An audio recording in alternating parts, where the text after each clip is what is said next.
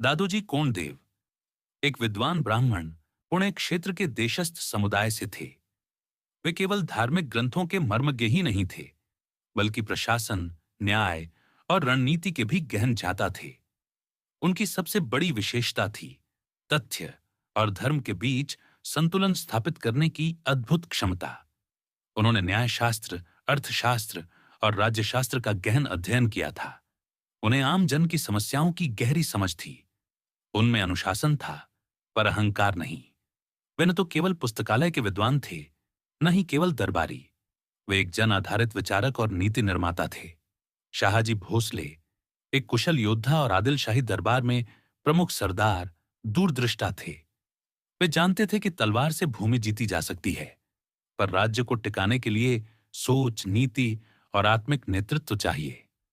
शाहजी को अनेक पंडित मिले थे, लेकिन आचार्य दादोजी कोंडदेव में कुछ विशिष्ट था। वे केवल उपदेश नहीं देते थे, व्यवहारिक समाधान प्रस्तुत करते थे। उनका ज्ञान बोझ नहीं, प्रेरणा बनता था। वे स्पष्ट, निर्भीक और अत्यंत व्यवहारिक थे। शाहजी ने तुरंत समझ लिया, ये व्यक्ति केवल सभा का एक सजावटी तत्व नहीं, बल्कि राज्य की नींव रचने वाला एक वास्तुकार है। और तभी शाहजी ने आचार्य दादोजी से एक गूढ़ प्रश्न पूछा, आप एक कल्पित राज्य को कैसे चलाएंगे, जहां लोग गरीब हैं, राजा युवा है और दुश्मन चारों ओर? दादोजी कोंडदेव का उत्तर था, राज्य तलवार से नहीं, नियत से चलता है। अगर राजा न्यायप्रिय हो और उसके शिक्षक निष्पक्ष, तो राज्य को कोई नहीं हिला सकता। जब शिवाजी महाराज का जन्म हुआ, शाहजी भोसले ने उनके भीतर कुछ विलक्षण देखा।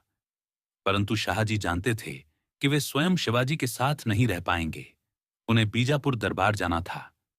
उन्हें चाहिए था एक ऐसा गुरु जो शिवाजी को केवल शस्त्र न सिखाए, संवेदनशीलता और न्याय का भी भाव दे, जो उन्हें मर्यादा, विचार और उद्देश्य की गहराई सिखा सके, जो शिवाजी को केवल राजा नहीं, एक धर्म योद्धा बना सके।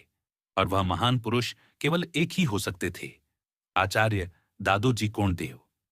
शिवाजी को तलवार सब सिखा देंगे, लेकिन आत्मा का शिक्षक केवल आप हो सकते हैं। शाहजी ने श्रद्धा से कहा। दादोजी ने उत्तर में कुछ नहीं कहा, केवल माथा झुकाया। पर उस दिन उन्होंने अपने अंतःकरण में एक व्रत लिया। मैं शिवाजी को केवल राजा नहीं बनाऊंगा, मैं उसे ऐसा मनुष्य बनाऊंगा जिसके लिए लोग अपने प्राण भी अर्पित कर देंगे।